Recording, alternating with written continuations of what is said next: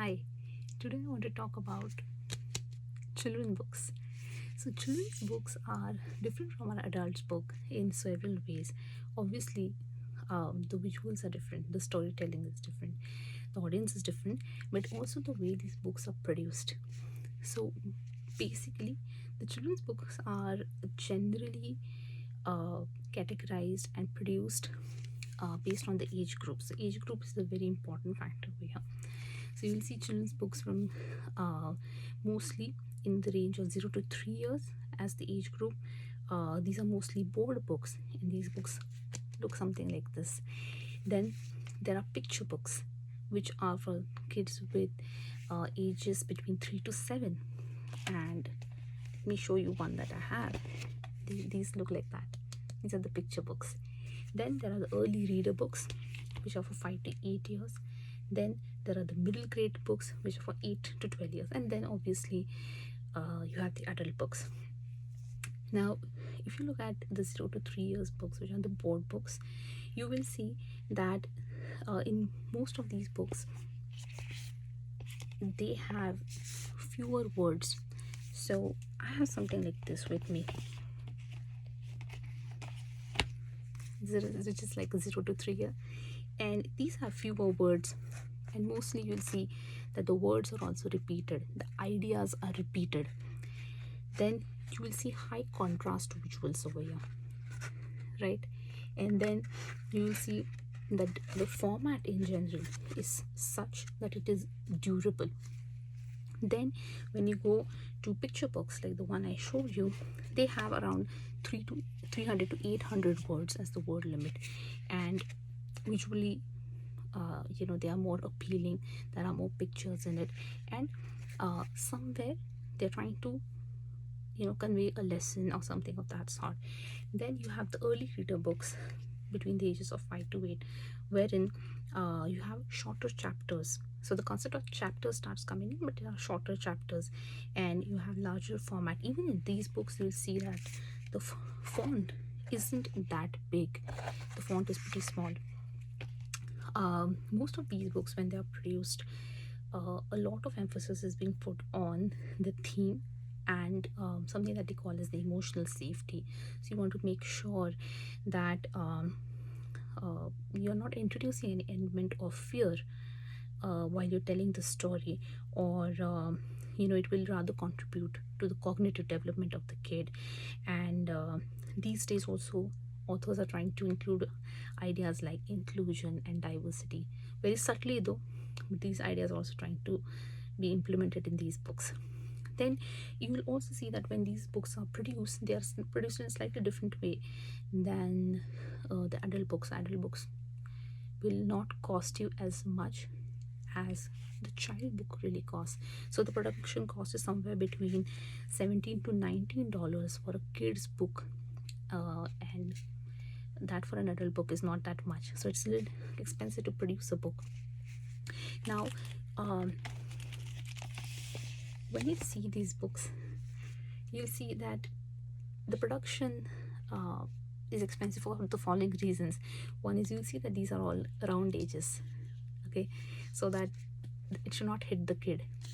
Then you'll see that they have a front page, a back page, which is rather thicker than what it is for the other books. You'll also see that these pages are thicker, and they're designed in such a way that you can flip through. The kid can easily flip through, because for kids between even 0 to 3, they have still not learned the idea of flipping, so this has to be flip friendly as well.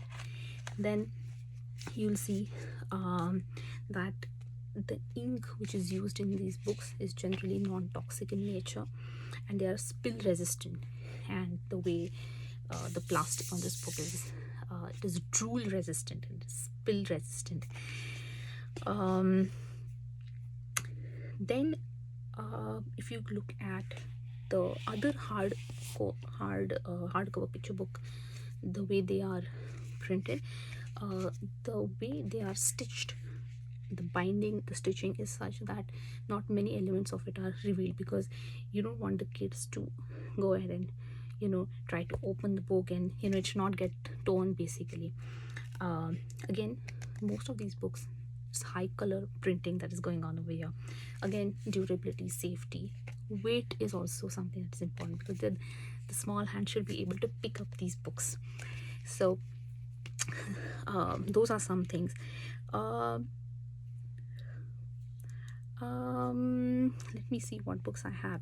These days you also have some of these books in the market for the really small babies, and you want to introduce certain concepts to them, like the color book over here and the shapes book over here. These are made of material so that the kids can chew onto them. So these are the material, the soft material books. Then there are something like this that are there in the market. These ones, you'll see that the whatever is being printed over here will be played out loud, and these books have the songs inbuilt in them. So this is also for kids who are in between around 0 to 5 years of age, trying to learn songs and things like that, the first 100 words, and all of these are also covered. And this is the format. These are hard, but they kind of mimic the idea of a book. Then like we talked about, the early reader kind of books between the ages of around 5 to 8, you'll see books like these. I have some books with me over here, something like this. It's a big book and it's like a table book.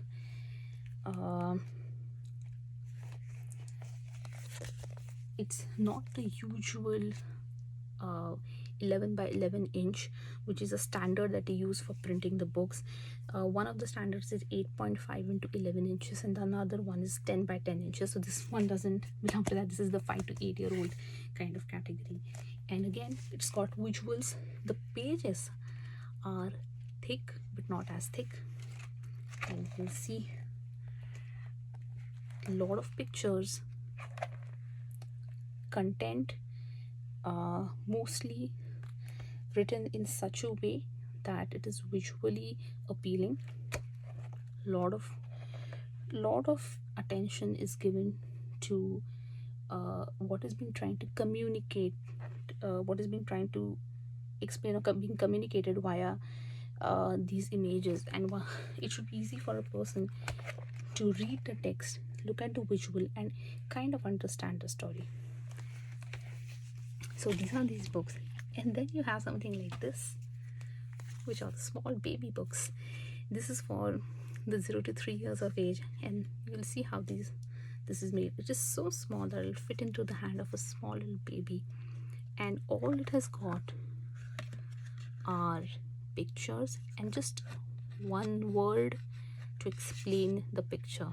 No page numbers, nothing being other than that being put on the book. So you have these kind of books. Now what should you look for when buying some of these books, and what should you avoid? Let us start with talking about what you should avoid when you're trying to buy some of these books for your kids. Now it could be for a 0 to 3 year old kid, or it could be for an 8 to 12 year kid. You don't want to buy books which are in any way trying to communicate a value that doesn't fit into your value system, or which is not generally acceptable in the society. Yes, do we have such books? Yes, we do have such books out there, and you should always look for the content in these books. You should also not try to buy books which are preachy in nature. There are a lot of books who try very hard to explain a value or a moral or a lesson, and kids doesn't go well with the kids. For most of these books which are so well written, one of the most important point is story first, lesson next. So story is always first, lesson is always next. Then it shouldn't be preachy, should look for good grammar. There are a lot of books which do not have good grammar. There are spelling mistakes. And does it really happen? Yes, it does happen. There are books in the market which do not have which do not comply with a good grammar, and it could be for any language for that matter, right? There are a lot of trendy books also, books that are based on, there are trends that are going on in the market. Should avoid them for the kids. And then any kind of stereotypes, because as our generations are moving ahead, we are trying to move away from stereotypes, and we are trying to explain our kids about various things in this world. Let me not get deep into it, but you know what I mean when I say we don't want to get our kids to fall prey to learning about stereotypes and just limit their whole world to stereotypes. So no stereotypes. What should you look for? Obviously, if it's a small baby, like I said, rounded edges in the books, pages which are easy to flip, the visuals which are nice. There are a lot of books which have visuals which look a little scary to the kids, and if a kid kind of develops any kind of fear, he or she will stop reading in the early ages of their life. So it's important that we look for visuals which are friendly, kid friendly, and they're appealing and friendly. Then the ones which can fit into their hand. Okay, so like I said, some like these, they fit into the hands of the kid. Also, I think one of the important things is that the age is indicated. So in case if you do not understand what kind of book or what category it falls in, then most of these books have the age written behind them. Like here, the age 3+ is indicated, so you can always look for this on the book. Another very important thing is we have some production houses which produce really nice books. We have certain authors which are known for writing children's stuff. I think it's my personal opinion that it's always a good idea to start with the well-known publishing houses and the well-known authors when you're just giving a book to a big kid, and you're starting on the reading journey.